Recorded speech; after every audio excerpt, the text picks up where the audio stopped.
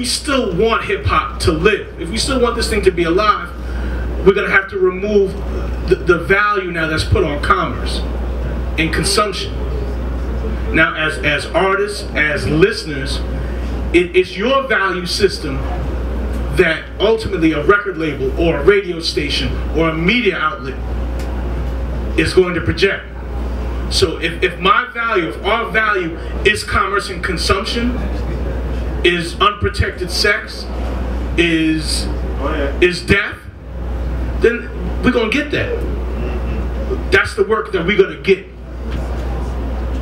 So all I'm gonna ask y'all, you know, I'll say some other shit, but I ask y'all right now, think about changing your value system and what means wealth to you. If wealth to you means money, change that around. Wealth to you may mean having a good team around you with graphic artists that help create your cover art for your music,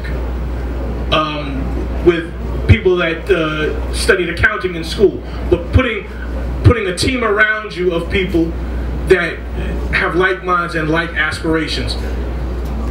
Maybe not necessarily being rich with money, but definitely being able to produce work, produce art. Think about your value system and understand that we vote every day. Bryce with 2 Y's. I mean, as far as the HIV/AIDS, I have like 6 sisters, right? One of my sisters, she has AIDS now, and she got it from somebody in jail. So, I mean, it's all about being aware of what's going on in the community, because it is real. Pay attention in school when you're in school. I went to health class, I paid attention, and get tested. Like, I took my first HIV test three weeks ago, and I'm clean.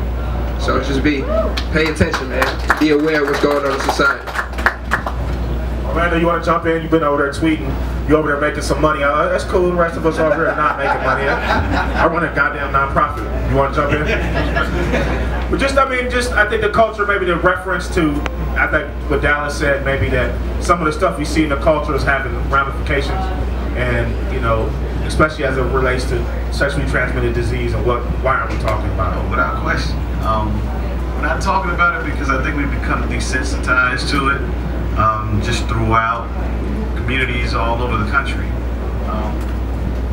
Sex is for young kids is actually happening a lot earlier. I have a 13-year-old now myself, and I actually have conversations with her on a regular basis, just trying to find out what's going on with her. Social networking has become more prevalent, so it makes it easier for individuals to catch up to each other. I think now on some certain social networks you can actually search people in a particular city where you are. You can be standing in one location and find people in one particular location and send out a message and people come visit you or come talk to you. Just technology as a whole has made it so much easier to have access to sex, sexually transmitted diseases, and et cetera, especially even with the amount of prevention that we have.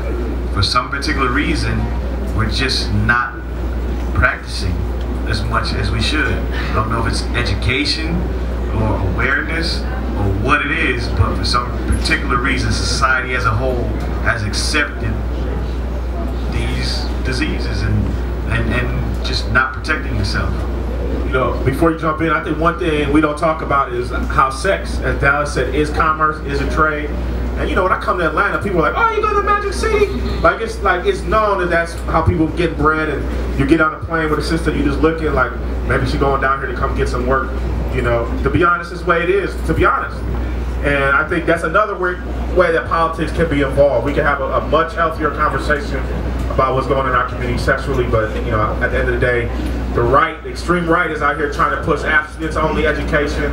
And I mean, really, I guess the Heritage Foundation a couple of weeks ago passed abstinence-only curriculum through the federal government. So now young cats is turning on TV, watching people having foursomes and fivesomes, and going to school and told don't have sex. It's ridiculous. Timothy, right? Yeah. I want to say to add on, to what you said about pay attention when you're in school. It's beyond just school. You know what I'm saying? And I want to say, like, us as men, black men, we got to be better fathers, man. You know what I'm saying? Because it gotta start at the house. You know what I'm saying? It gotta start at the crib. And you know, like Orlando said, you know, he got a 13-year-old daughter. He have conversations with her every time. It gotta start at home.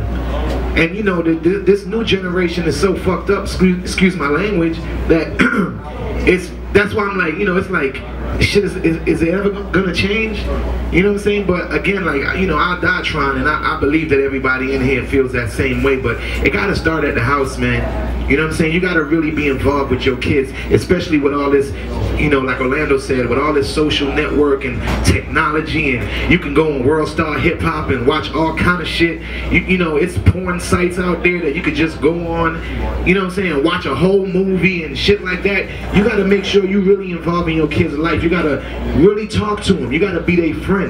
You know what I'm saying? So you gotta be better fathers. And to the mothers out there, you know, definitely make sure you involve in your kids' life 100%. Janee, you looking at me, dog?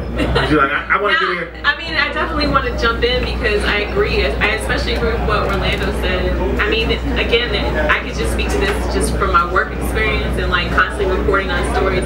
We had a girl in Texas who was raped multiple times by, I want to say like 22 men on different occasions. And I mean, this story just astounds me, the things that were done to her. Some of these were grown men, some of them were juveniles. So I mean, it's really about watching your kids, speaking to your kids, letting your kids know that they matter. And I think even beyond that, there's children who don't have those parental influences, and it's more important that they have the community ones. You know, I definitely want to thank you, Biko, for everything you do. I've seen your work. I've seen you work with the young people in poor communities and really help them, like kids who would be in jail possibly, or, you know, might be dropping out of school had you not stepped into their lives and got them motivated around real issues. And I think it's really a responsibility is on these artists also. We see them speaking up a little bit more now. You see Nas talk about daughters. You see Common has spread certain messages. You know, and I came up in the 90s, so I came up with TLC with the condoms on their clothes. It's got to become something that's cool again, a message that gets out. And I think one thing that's dangerous, everybody sees Magic Johnson walking around. He's cool. You know, Magic is rich. He bought the Cure, whatever it is.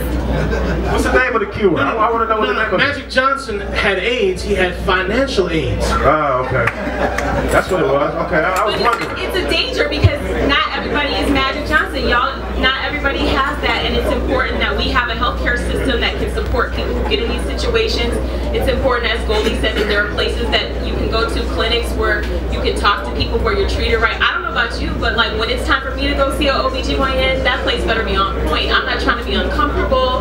I need to know I can talk to somebody who's going to answer any questions that I have. And it's something that I was taught by my mother when I became sexually active. Janee, we're going to the Emmett Goldman Clinic. That's what we're doing today. And that's something that I think all, you know, parents really have that responsibility, but also in the community. If you see people, if you are a teacher, it's your responsibility to look out for the young kids in your community. Shouts out to A3C for allowing us to have this panel. Shouts out to Janee Bolden. And so what I want, we got a couple minutes left. If you have questions, we got time to say, go ahead, okay? If you have